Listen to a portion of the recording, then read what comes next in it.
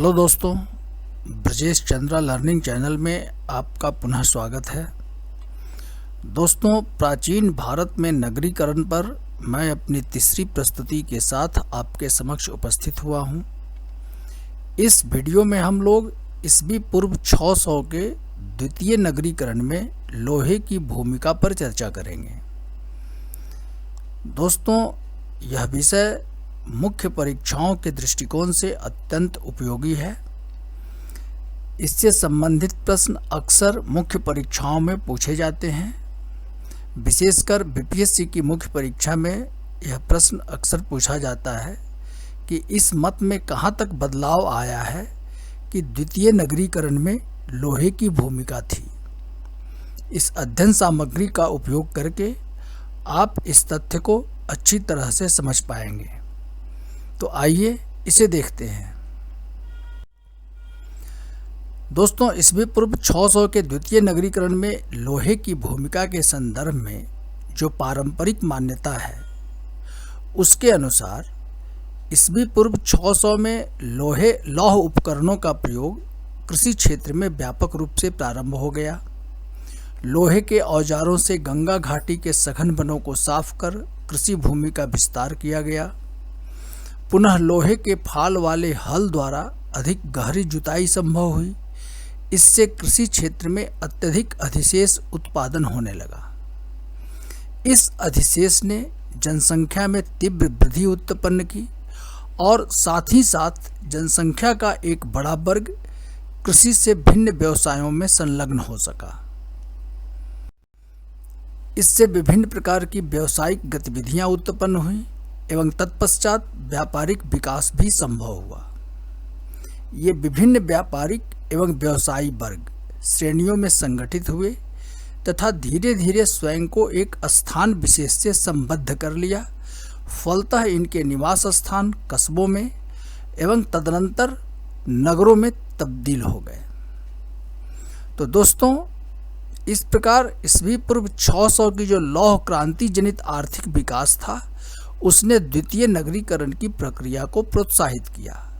यह पारंपरिक मान्यता है। लेकिन इस पारंपरिक मान्यता की आलोचना की जाती है।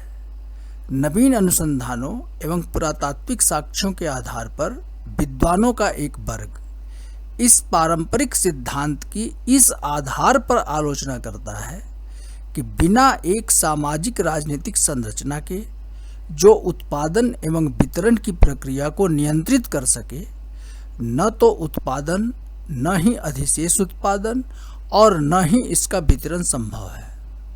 अतः इस काल के नगरीकरण में लौह तकनीकी जनित आर्थिक विकास की अपेक्षा राजनीतिक कारण ही अधिक उत्तरदायी है। इस प्रकार ईस्वी पूर्व 600 के द्वितीय नगरीकरण में लोहे की भूमिका संदिग्ध है। यह वर्ग पुरातात्विक साक्ष्यों का हवाला देते हुए अपने तर्क की पुष्टि इस आधार पर करता है कि कृषि में व्यवहृत लोहे के उपकरण 1000 से 500 ईस्वी पूर्व के मध्य प्राप्त नहीं होते हैं। अर्थात जो कृषि उपकरण प्राप्त हुए हैं वो ईस्वी पूर्व 500 के बाद प्राप्त हुए हैं। दूसरा कि इस अवधि में अधिकांशतः लोहे के वानाग्र, भाले, कील जैसे हथियार ही पुरातात्विक खुदाइयों में प्राप्त होते हैं। कहीं कहीं से कुल्हाड़ी एवं हंसिया भी प्राप्त होते हैं, लेकिन इनकी संख्या काफ़ी कम है। लोहे का बना हुआ पहला हल का जो फाल होता है, हल का फाल, वह जखेड़ा उत्तर प्रदेश से प्राप्त होता है, जिसकी तिथि लगभग 500 ईस्वी पूर्व की है। अतः पुरातात्विक साक्ष्यों के आधार पर कृषि क्षेत्र में लोहे के व्यापक प्रचलन की बात प्रमाणित नहीं होती है।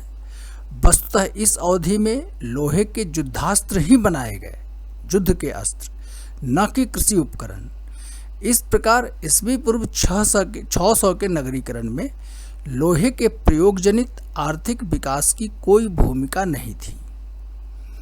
तो विद्वानों का यह दूसरा वर्ग यह मानता है कि ईस्वी पूर्व 600 में जो द्वितीय नगरीकरण हुआ उसमें लोहे की भूमिका नहीं थी।